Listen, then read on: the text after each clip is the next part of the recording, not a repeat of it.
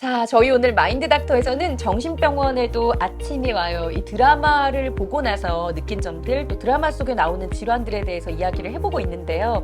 뭐 굉장히 많은 그 질환들을 좀 다루고 있고 영상으로 표현이 됐지만 또 인상적이었던 부분이 주인공이 결국에는 이제 우울증을 겪게 돼요.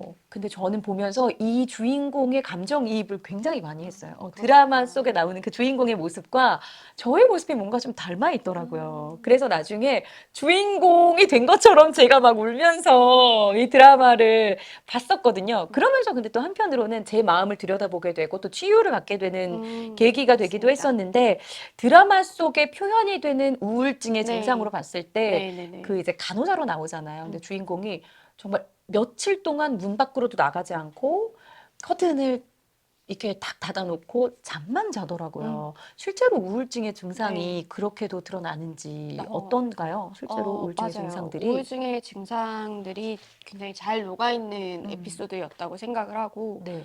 그, 박보영 배우님이 굉장히 연기를 잘하시더라고요. 그냥 네. 표정만 봐도, 맞아요. 그렇죠. 무표정에.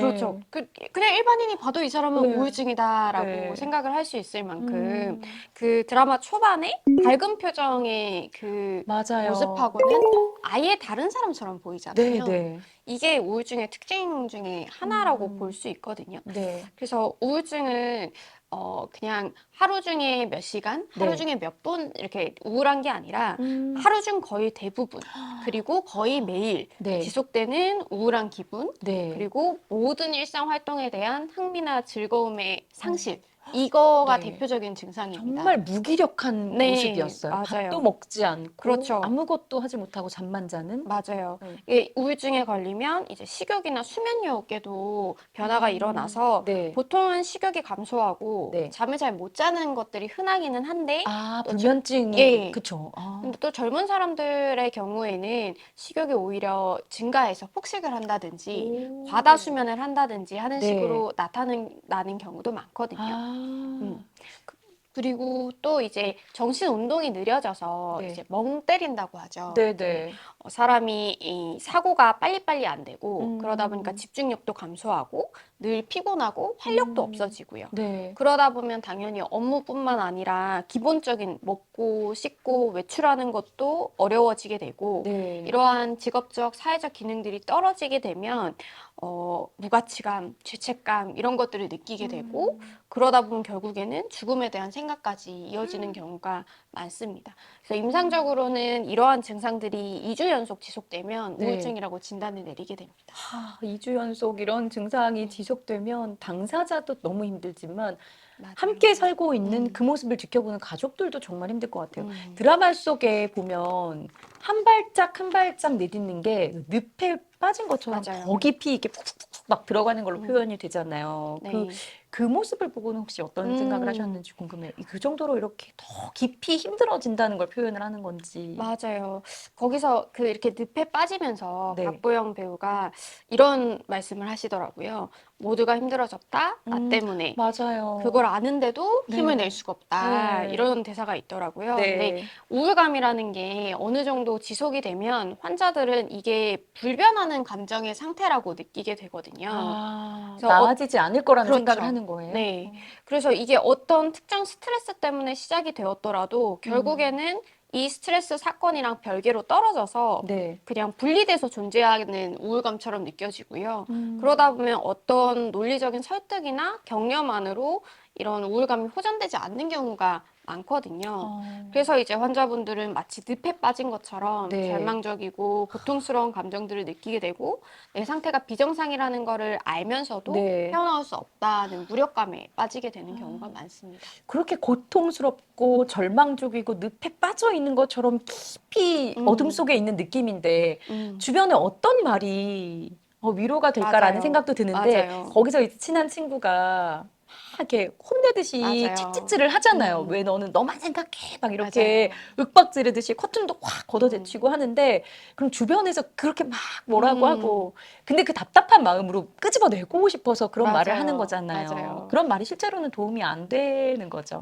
그쵸. 우울증 환자분들도 사실은 알거든요. 아. 나 때문에 다른 사람들이 뭔가 피해를 보고 있지 음. 않나, 뭐, 주변 사람들은 어떨까, 이런 네. 생각을 아마 많이 해보셨을 거거든요. 네네. 근데 그럼에도 불구하고 이러한 더 나아지려는 시도들이 자꾸 이렇게 실패로 돌아가게 되는 네. 게 이미 환자분이 스스로 극단적으로 부정적인 생각들을 하고 계시거든요. 네. 그래서 이제 우울증 환자분들이 흔하게 모든 일을 자기 탓으로 돌리게 되는데 사실 주변 사람들이 보면 이거는 그 정도는 아닌데 이 네. 정도로 부정적으로 생각하는 거는 타당하지 않다라고 음. 이렇게 논리적으로 설득을 하려고 해도 잘 설득이 되지가 않아요. 아. 이미 사고가 이제 왜곡이 일어나서 네. 파국적인 생각들을 하게 되고 네.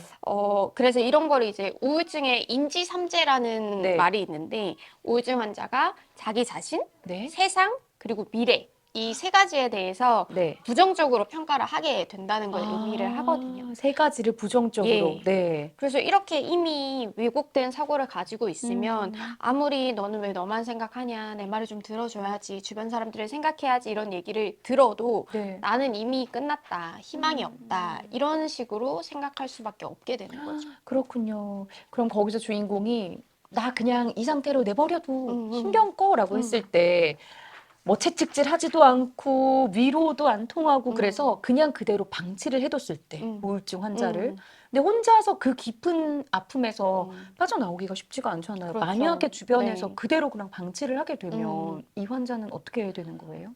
실제로 드라마에서도 배우가 자살 시도를 하지요. 맞아요. 네. 그리고 그래서 결국에는 이제 정신병동으로 가게 맞아요. 되잖아요. 맞아요.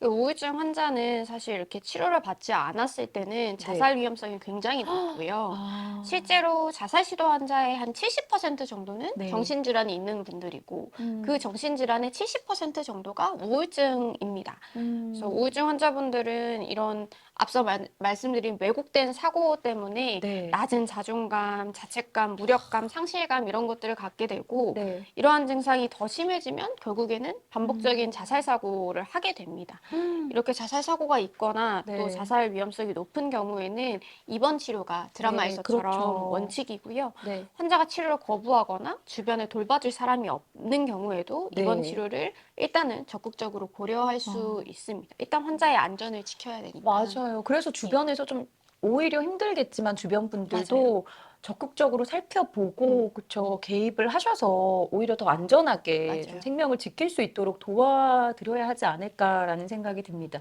이 드라마에서는 이 주인공이 정신과 간호사로 나오잖아요. 맞아요. 근데 뭐 꼭 정신과에서 근무하는 간호사라서 이런 일을 겪은 건 음, 아니겠지만 실제로 보면은 혹시 이 정신과 병동에서 근무하시는 음, 분들이 좀 더 힘들어 한다든지 음, 뭔가 우울증이나 이런 거를 좀 걸릴 음, 가능성이 혹시 있지는 않은지, 네, 음. 그런 것들은 어떨지 궁금해요. 어, 아무래도 정신과에 종사하는 사람들은 좀 희망적이지 않은 상황들을 많이 음, 맞닥뜨리잖아요. 네, 그러다 보면은 자칫 잘못하면 네. 환자랑 같이 무력감에 빠질 수가 있어요. 그럴 것 같아요. 네. 환자를 보면서 나도 감정이입을 하게 되고 음, 그럴 수도 있으니까요. 맞습니다. 그래서 이제 자신의 정신 건강이 나빠지지 않도록 이제 음, 항상 경계를 해야 되고, 네, 그러기 위해서 좀 중요한 것 중에 하나가 이제 우리말로는 환기라고 하고 네, 영어로는 벤틸레이션이라고 네. 하는데 내 생각이나 감정을 말로 이렇게 털어내는 거예요. 아, 이렇게 누구한테 막 얘기하고 나면 조금 네, 후련해지잖아요. 맞아요. 그래서 이런 것들을 정신과에 종사를 하다 보면 네, 환자분 얘기만 계속 듣게 되다 보니까 네. 정작 내 얘기는 누구한테 털어놓기가 조금 어, 어렵게 느껴지기도 하거든요. 네, 그래서 정기적으로 네. 동료들이랑 벤틸레이션 하는 시간을 아, 가지는 게 네, 이 일을 좀 오래 지속하는데 네. 중요한 포인트가 아닌가 생각이 어, 들고요. 네. 이런, 선생님 어떠세요? 저도 이제 같이 일하는 동료 선생님들이랑 네. 힘든 점 있으면 항상 가서 이제 조언도 구하고 어, 털어놓기도 많이 털어놓고 아, 가족들의 도움도 많이 받고 네. 그렇게 하면서 제 정신 건강을 지키려고 노력하고 있습니다. 사실 저는 보면서, 내가 만약에 다음 생에 태어나서 직업을 갖게 된다면 그때 나는 이렇게 좀 마음이 아픈 사람들을 도와주는 일을 하고 싶다라는 생각을 했어요. 그래서 정신과에 근무를 하면서 혹은 네. 이런 뭐 선생님이나 네네네. 간호사의 역할처럼 좀 그런 곳에서 일을 하고 싶다는 생각을 오히려 어. 하게 되더라고요. 어. 마음을 좀 잘 이렇게 어루만져 줄 수 있는 너무 잘하실 것 같아요. 역할을 하고 싶다라는 생각을 이 드라마를 보고 어. 나서 했어요. 그러면서 엉엉 울고. 그러면 안 아마 정말 되겠지만. 잘하실 것 같아요. 네. 혹시 이런 우울증 환자분들을 위한 가장 좋은 치료 방법이 있다면 음. 어떤 게 있을까요? 우울증도 마찬가지로 이제 약물 치료가 1차적인 치료가 되는데요. 결국에는 약물 치료가 일단 예. 무조건 우선순위가 돼야 되는 거예요? 그 이유 중에 하나가 우울증 환자분들은 이제 세로토닌, 네. 뭐 도파민, 노르에피네프린 같은 아. 신경 전달 물질의 활성 자체가 저하되어 있기 때문에 약물 치료를 해서 이런 것들을 교정하는 게 우선이 돼야 됩니다. 그래서 이렇게 환자분들 약 드셨는지 안 드셨는지 음. 간호사분들이 계속 확인을 하더라고요, 맞아요, 드라마에서도. 맞아요. 약물이 음. 굉장히 중요한 부분이 크네요. 맞아요. 약물 치료가 뭐 현재로서는 1차 치료라고 입증이 되어 있고 네. 약물 치료는 그냥 한 번만 먹는다고 또 치료가 되는 게 아니고 항우울제를 최소 3에서 5주 정도는 복용해야 치료 효과를 판단할 수 있기 때문에 네. 이제 의사의 역할은 이 처음 항우울제를 복용하시는 환자분들이 나를 믿고 약을 잘 먹을 수 있도록 치료를 이끌어가는 게 의사가 해야 될 역할이고요. 네. 보통 증상의 관해를 위해서는 한 8주에서 12주 정도 네. 급성기 약물 치료를 유지를 하고요. 음. 이후에는 재발을 방지하기 위해서 평균 6에서 9개월 정도 유지 치료를 하게 됩니다. 하지만 이제 과거에 우울증이 재발한 적이 있거나 네. 가족력이 있거나 뭐 우울 증상이 장기화되는 경우에는 네. 1년에서 2년 정도 유지 치료를 하기도 합니다. 일단은 약물 치료가 기본으로 일단 바탕이 되어야 네. 된다라고 말씀을 해주셨고요. 왜 우울증을 우리 마음의 감기라고 하잖아요. 그래서 우리가 그냥 몸의 면역력이 떨어지면서 감기에 걸리듯이 마음에도 뭔가 갑작스럽게 찾아올 수 있는 그런 감기 같은 게 우울증이라고 했는데 뭔가 예방을 하려면 좀 어떤 것들을 하면 일반인들이 주변에 누구나 걸릴 수 있는 네, 우울증, 맞아요. 네, 어떻게 하면 좀 건강하게 없이 지낼 수 있을까요? 평상시에 이제 이 우울증이 더 심해지기 전에 우울 증상 중에 해당되는 것들이 있다면 조금 빨리 치료를 시작하는 게 오히려 도움이 될 수가 있겠고요. 네. 아까 마음의 감기라고 표현을 해주셨는데 그 표현이 참 적절한 게 네. 감기도 어느 날 갑자기 걸리잖아요. 맞아요. 그리고 걸렸을 때 몸 상태가 평상시랑 아예 다르잖아요. 그러니까 우울 증상이 생겼을 때 우울 사파라고 얘기를 하면 네. 그때의 상태가 평상시의 상태랑은 확연히 구분이 된다는 얘기거든요. 네. 그리고 또 한편으로는 감기는 또 저절로 시간이 지나면 낫잖아요. 네. 우울 사파도 사실은 시간이 지나면 저절로 관해가 돼서 어. 원래대로 다시 일상으로 돌아갈 수 있다는 뜻을 포함하고 있기도 하거든요. 물론 이제 최근에는 뭐 우울증이 뭐 이렇게 재발하시는 분들도 많고 그래서 이 사파라는 표현에 자연관해가 된다는 표현을 뭐 반드시 포함해야 되는지에 대해서는 좀 논쟁이 네. 있는데 어쨌든 기본적으로는 우울증이 어느 날 갑자기 시작돼서 결국에는 끝날 거라는 거를 네. 뭐 모두가 알고 계셨으면 좋겠고 나한테 이런 증상이 있다면 이제 이게 누구한테나 올 수 있는 일이고 네. 또 현대인들한테 좀 최근에 좀 흔해지고 있는 네. 병 중에 하나니까 네. 망설이지 마시고 병원에 가셔서 전문가랑 1차적으로 상담을 하고 나한테 적합한 치료 방법을 선택을 해서 치료를 빨리 시작하시는 게 좋다 하는 네. 말씀을 드리고 싶었습니다. 맞아요. 우리도 감기에 걸렸을 때, 에이, 뭐, 이러다 낫겠지 해서 낫는 경우도 있지만, 오히려 나 혼자 잘못 생각해서 증상이 더 악화되는 경우들도 맞아요. 있잖아요.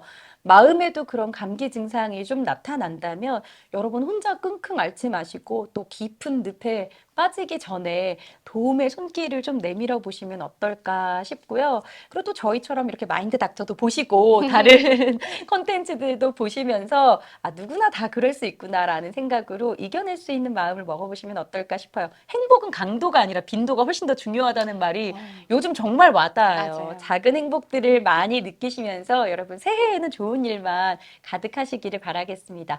자, 오늘 마인드 닥터 우리 손수진 과장님과 이야기 나눠봤고요. 저희는 또 다음에 더 좋은 컨텐츠로 여러분께 인사드리겠습니다. 함께 해주신 여러분 고맙습니다. 감사합니다.